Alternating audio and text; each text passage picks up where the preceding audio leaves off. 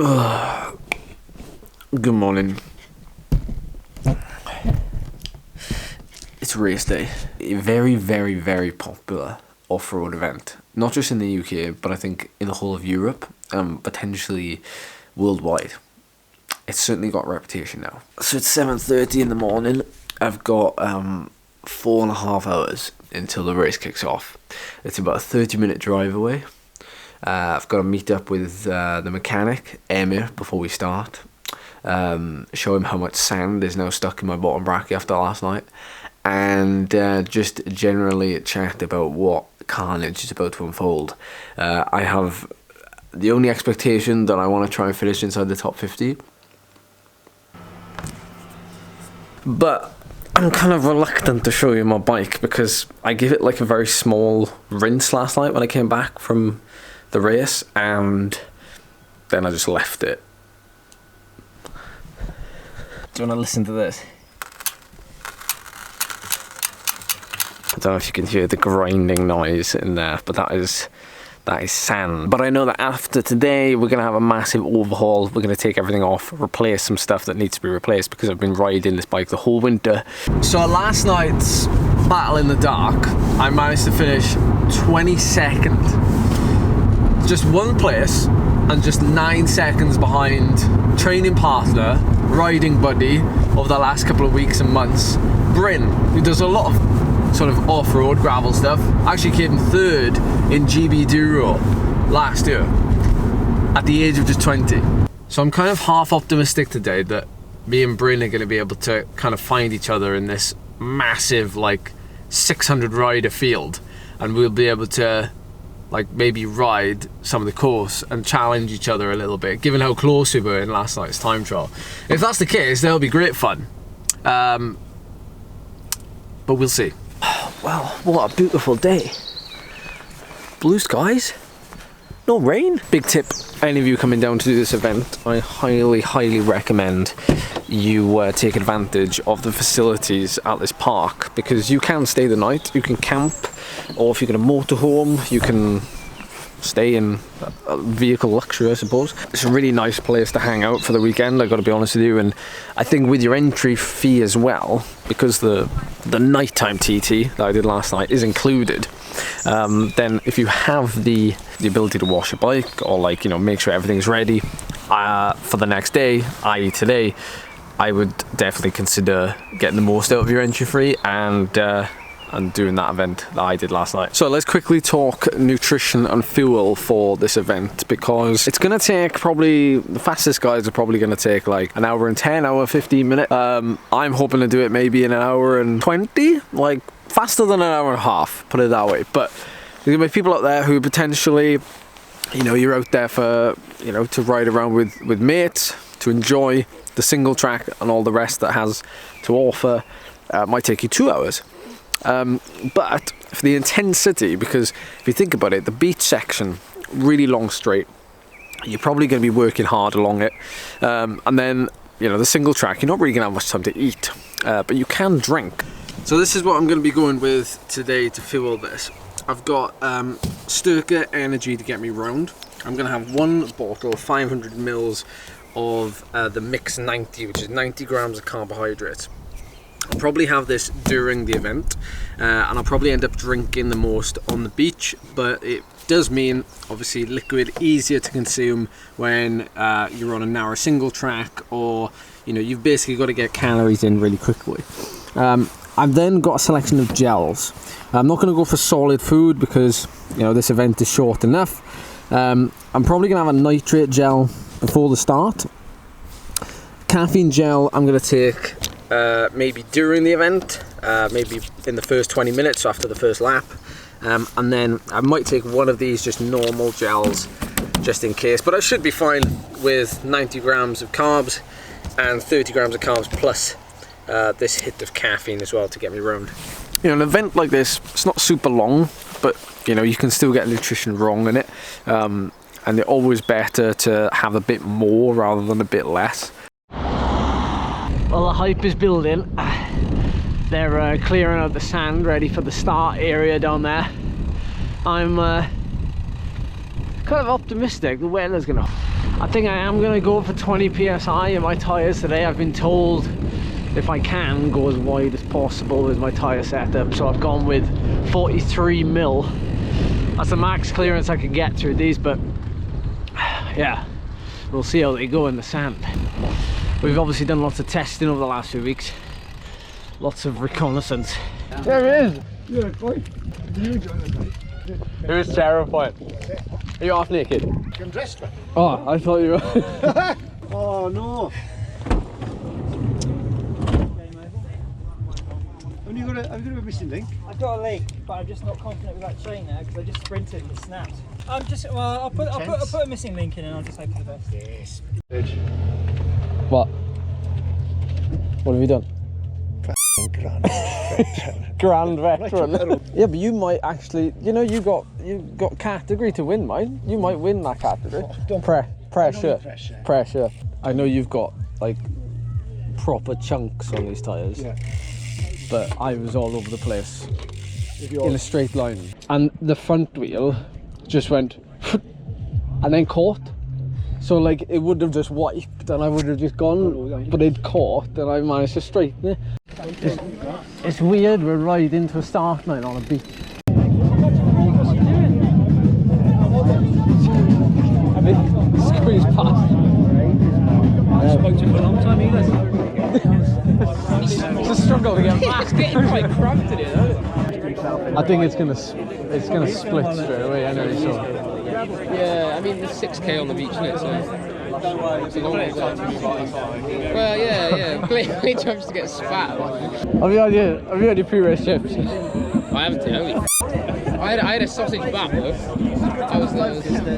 Okay, buckle in everybody. I'm gonna attempt to try and take you through this event from, well, virtual start to finish.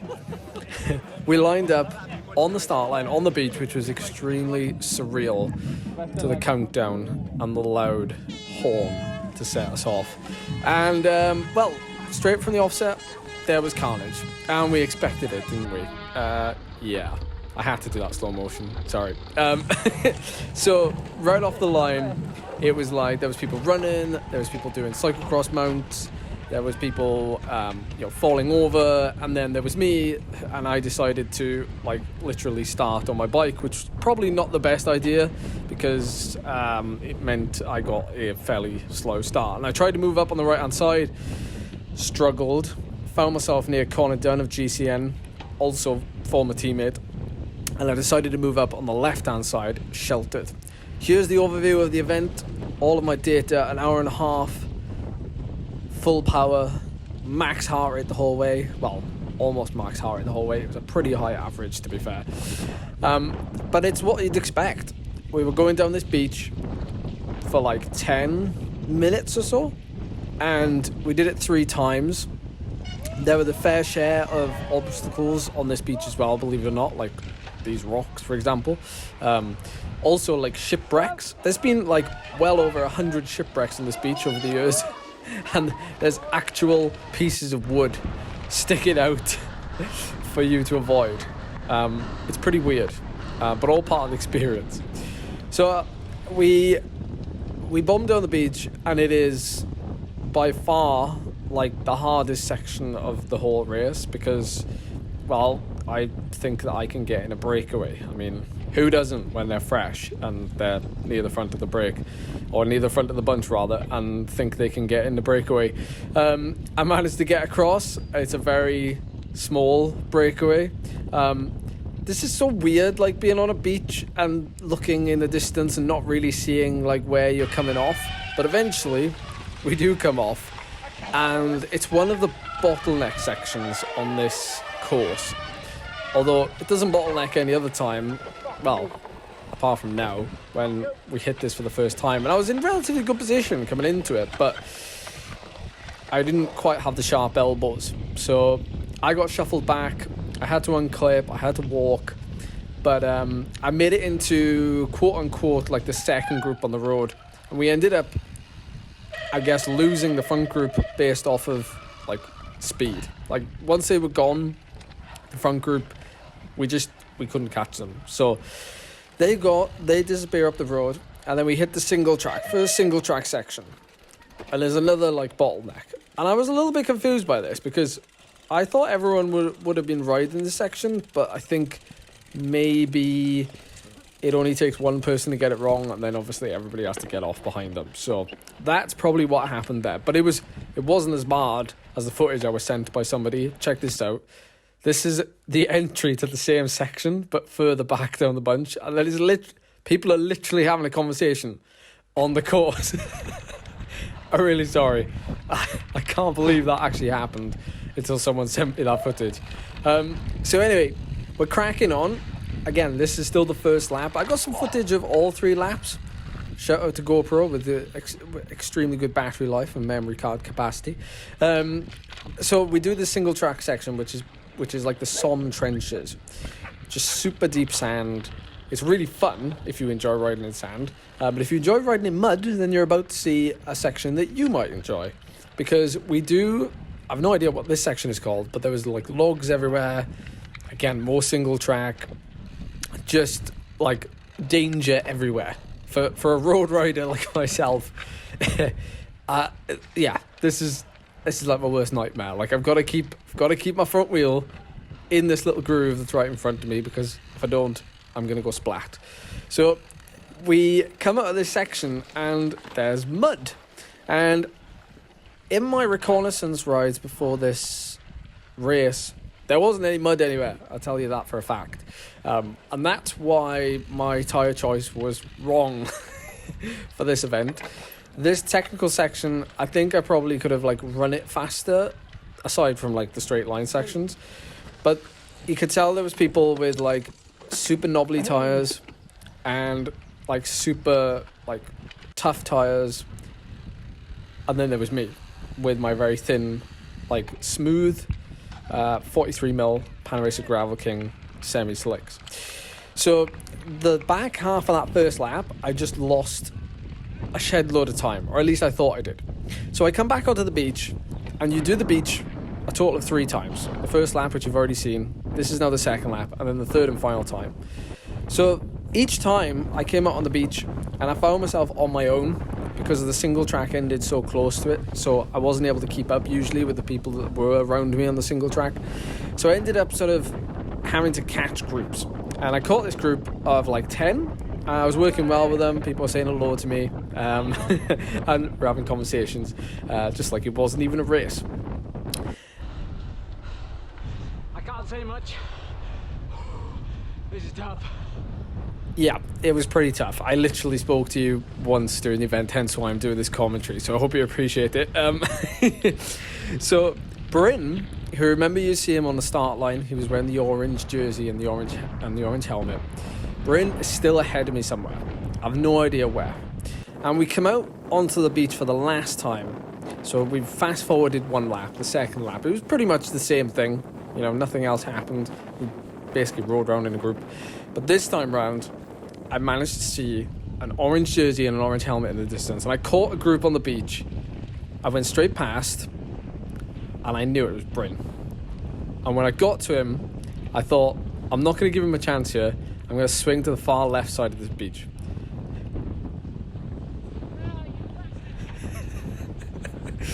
And he wanted me to leave this in, so I've left it in the video. And we got like halfway down the beach at that point when I caught Bryn and I caught that group, and I just had to go as hard as I could along that section, because I knew that if I wanted to place high, or place higher than like I was going to if I just stayed in that group, I had to make the advantage count. I had to push on where things suited me. And coming off the beach and coming onto this section, which you haven't seen because this is the last lap, this section I've done like 10 times, and I knew like the back of my hand. And I imagine these gravel races or off-road races or any of these technical races, it matters more, I think, to know the course versus like if you're doing road racing. Like if you know where you're going, I suppose, like, I don't know, American gravel races, are they as technical as this? I don't really know because I've never done them, but like there's a lot of up and down, there's a lot of left and right here, and different changes in like texture of the surface.